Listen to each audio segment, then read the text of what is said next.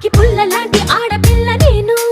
నన్ను చిన్న చూపు చూస్తే ఊరుకోను ఎందులోని నీకు నేను తీసుకోను నా సంగతేంటి తెలుసుకోవా పోను పోను అచ్చమైన పల్లె రాణి పిల్ల నేను పచ్చి పైరగాలి చీల్చి పెరిగినాను ఏరి కోరి గిల్లి కజ్జా పెట్టుకోను నిన్ను చూస్తే ఇల్లగుండా ఉండలేను హై హై హై